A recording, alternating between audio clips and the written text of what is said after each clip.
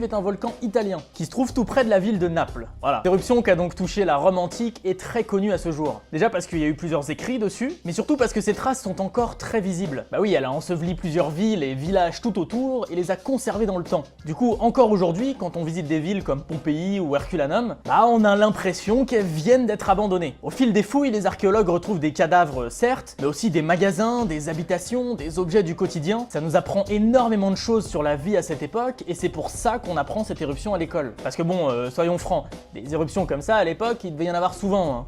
Alors, forcément, c'est très difficile d'évaluer le nombre de victimes. Ce que l'on sait, c'est qu'on a retrouvé environ 1500 corps. Maintenant, est-ce que ça représente une toute petite partie ou à l'inverse une très grosse partie des décès? Ça, on n'en sait rien. Quoi qu'il en soit, la majorité des gens sont morts soit à cause des nuées ardentes, soit à cause des chutes de roches. Les habitants d'Herculanum qui étaient proches du volcan sont quasiment tous morts à cause des déferlantes qui sont arrivées très rapidement. Alors que les habitants de Pompéi sont eux morts à cause des chutes de pierre. Ça devait pas 1783 en Islande. Il fait toujours aussi froid, le paysage est toujours aussi beau, bref, la vie est belle. Sauf que malheureusement, 1783, c'est une année noire pour le pays. Vous le savez, des volcans en Islande, il y en a plein. Et ben le Laki, c'est juste l'un d'entre eux. Le 8 juin 1783, une fissure de 27 km de long de part et d'autre du volcan se forme. Et de la lave en jaillit pendant plus de 5 mois. Je sais pas si vous vous rendez compte, 14 km3 de lave. Mais c'est pas ça le plus grave en fait. Pendant 8 mois, c'est presque 130 millions de tonnes de gaz qui se sont libérés dans l'atmosphère. Un énorme nuage toxique qui s'est rapidement déplacé en Europe et qui est la source d'un refroidissement dans tout l'hémisphère nord. En Islande, ces gaz ont tué les 3/4 des animaux d'élevage et ont contaminé la quasi-totalité des cultures. Et puis, quand il n'y a plus rien à bouffer dans un pays, ça se transforme rapidement en famine. Presque 10 000 Islandais perdront la vie, soit près d'un quart de la population du pays.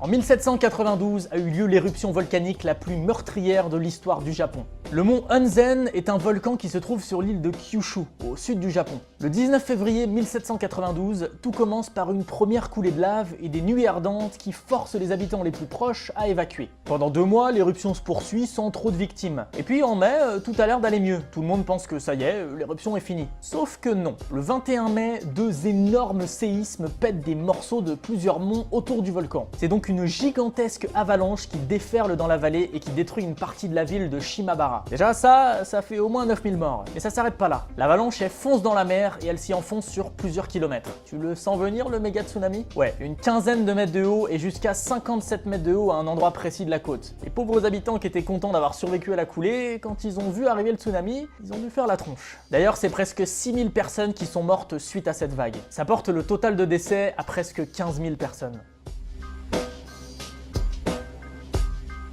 1985, Colombie. Le Nevado del Ruiz, un des volcans les plus élevés du pays, est à la limite de l'éruption. En septembre, il y a des signes avant-coureurs. Les volcanologues s'y rendent, étudient le volcan et en ont établi quelques cartes de zones à risque qu'ils distribuent de façon très éparse aux habitants. En gros, rien n'est prêt quand le 13 novembre, sous la pression de la lave et l'effet de la chaleur, le sommet du volcan qui est couvert de neige et de glaciers, il fond à une vitesse dingue. Ce mélange d'eau liquide, de boue et de cendres, qu'on appelle un lahar, dévale les pentes du volcan en défonçant tout sur son passage. Peu avant minuit, la ville d'Armero, qui se situe à 50 km de là et qui n'avait pas été évacuée, est submergée par un fleuve de boue progressant à une vitesse de 80 km/h. Et plus de 20 000 habitants sur les 29 000 que comptait la ville trouvent la mort. En comptant les décès en dehors de ce village, l'éruption aura fait plus de 24 000 morts.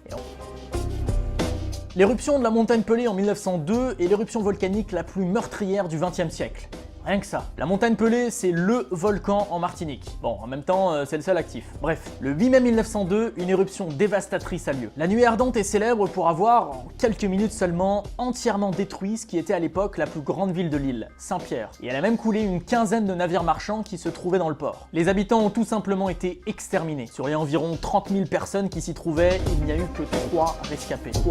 Le 27 pire, c'est 1883, en Indonésie, l'éruption cataclysmique du volcan Perboewatan a entièrement détruit l'île de Krakatoa sur laquelle il se trouvait. Non mais t'imagines une éruption tellement violente qu'elle détruit une île, bordel. Trouvé dessus, ils ont pas eu beaucoup de chance. Entre l'éruption elle-même et les différents tsunamis qui ont suivi, c'est presque 37 000 personnes qui ont perdu la vie. L'éruption a provoqué un bruit effroyable qui est entendu sur un 12e de la surface de la Terre, ce qui en ferait le phénomène sonore le plus important de l'histoire humaine. Ah bah c'est simple, hein, les gens dans un rayon de 20 km autour de l'explosion sont devenus sourds sur l'instant. Les tsunamis, eux, ils sont tels qu'on voit leur effet jusqu'en Europe. Et concernant l'éruption en elle-même, elle engendra ce qu'on appelle des nuages noctulescents. Je vous laisse regarder sur Wikipédia ce que c'est exactement, mais en tout cas ça ressemble à ça.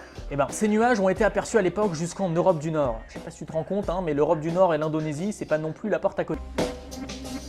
Ok, là on tape dans du très lourd. Encore une fois, on part en Indonésie. Y a pas à dire, niveau éruption cataclysmique, ils sont forts là-bas. Le 10 avril 1815 a eu lieu l'éruption la plus meurtrière de l'histoire. Le mont Tambora, qui se trouve sur l'île de Sumbawa, a décidé ce jour-là de manifester sa présence. Alors déjà, l'éruption tue directement 11 000 personnes par des nuées ardentes et des chutes de pierres ponces. Et puis presque 50 000 personnes supplémentaires à cause de tsunamis. Mais c'est pas tout. À cela s'ajoute la famine et les épidémies sur place, qui ramènent le bilan à environ 90 000 morts en Indonésie. Et c'est toujours pas fini. Bah non, déjà l'éruption, elle a été tellement puissante que la montagne s'est rapetissée. Elle passe de 3962 mètres à 2743 mètres. Ah bah, on estime que le machin était 8 fois plus puissant que l'éruption du Vésuve, et 10 000 fois plus puissant que les bombes d'Hiroshima et de Nagasaki réunies. La température globale de la Terre chute d'au moins 1 degré, qui a entraîné l'été le plus froid jamais enregistré en Europe. Vous imaginez bien que niveau récolte, c'était moyen. Et finalement, à cause de cette famine mondiale, on estime le nombre de morts entre 100 000 et 200 000.